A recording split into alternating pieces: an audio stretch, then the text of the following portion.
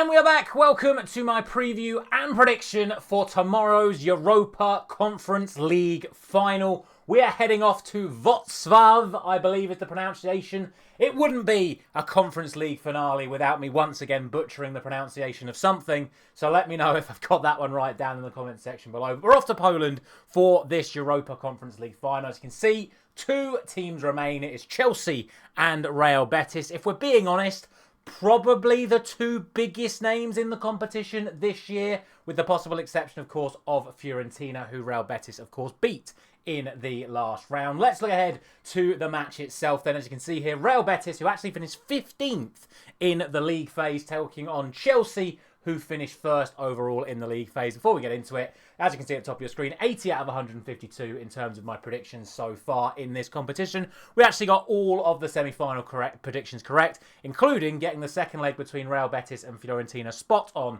with a 2-2 draw. As for this match, though, I mean, if we're being honest, there is a clear favourite, and it is Chelsea. Obviously, they did win the league phase, as we've just mentioned. They've actually won every single game in this competition, bar one, and that was the second leg of the quarter-final against Legia Warsaw, where they were already 3-0 up after the away leg. They've won every single other game in this competition so far.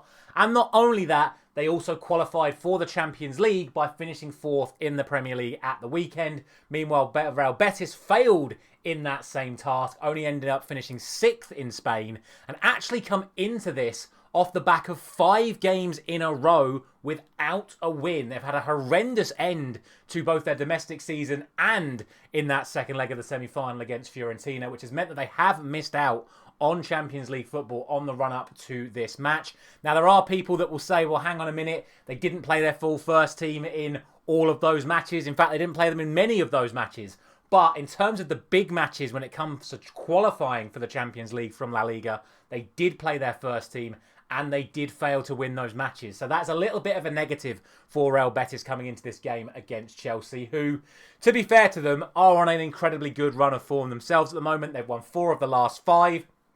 Like I said, they've now ended up actually finishing 4th in the Premier League, which is an incredible finish for them in Enzo Maresca's first season in the Premier League as a Chelsea manager. And ultimately, it just does make them the favourites for this match. As for the team news itself, unfortunately for Betis fans, that's also going in Chelsea's favour as well, because Chelsea only have Fofana unavailable for this one. Meanwhile, Real Betis are going to be without both of their first choice right backs in Hector Bellerin and Sabali, and they're also going to be without Llorente as well. And it's interesting that we do talk about someone like Hector Bellerin as a former Arsenal player, because with the greatest respects to both teams, what I'm about to say is probably very disrespectful. This is kind of a game between the has-beens and the would-like-to-be's, in respect to the fact that Real Betis consist of a team with Adrian in goal, the former West Ham and Liverpool goalkeeper. They have the likes of Marc Bartra, the former Barcelona defender, Perro, former Southampton defender, Ricardo Rodriguez, former AC Milan defender. Then in midfield, you've got the likes of Pablo Fornals, the former West Ham player, Lo Celso from Spurs, Isco, formerly, of course, of Real Madrid and one of their star players. And then up front, the likes of Cedric Bakambu, formerly of Villarreal, and, of course, on loan, Manchester United winger Antony. Meanwhile, Chelsea are filled to the brim with young talent that are looking to prove themselves week in, week out. And that is where you sort of have the quandary surrounding the lineups when it comes to this match. In my opinion, if Chelsea play their full first team, this should be a cakewalk for them. And I mean that with the greatest respect to Real Betis. They're a very good team. They deserve to be in this competition's final for the season that they have had. But on paper, Chelsea should win this match. The question just comes down to whether or not Maresca is going to play that full first team going into this final. I see no reason why he wouldn't, given the fact that the Premier League season is now wrapped up. They've already qualified for the Champions League. I know you can't qualify from the Champions League from this game anyway. But it's just a free shot at a trophy, and a European trophy, no less. And obviously Chelsea have already won the Champions League and the Europa League over the course of the last decade anyway. So it'd be nice for them to complete that trilogy. Whereas for Real Betis, this game is also meaningless in terms of European qualification. They've already qualified for the Europa League via finishing 6th in Spain. So for them, it's just an opportunity for a European trophy.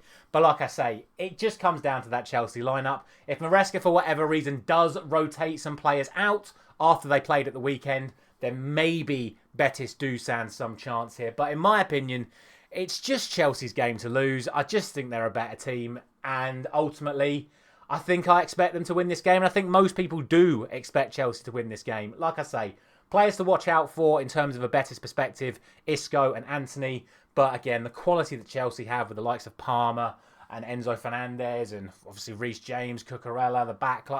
I just think they've got too much, personally. We shall see. Obviously, as a Manchester United fan, I'd love to see Real Betis and particularly Anthony show Chelsea up and win the trophy, but I don't see it happening. I'm going for a 3-1 victory to Chelsea. As always, let me know all your thoughts down in the comment section below. Thank you for all of your support on this series. It's one of our most watched series this year, especially when we had all of the teams from the other countries getting involved. Lovely to see all of those guys. If any of you are back for this final prediction, thank you for all of the support you've given this series over the course of the last 9 months. Thank you very much for watching once again. We'll be back on Friday morning for that Champions League final prediction. I'll see you there.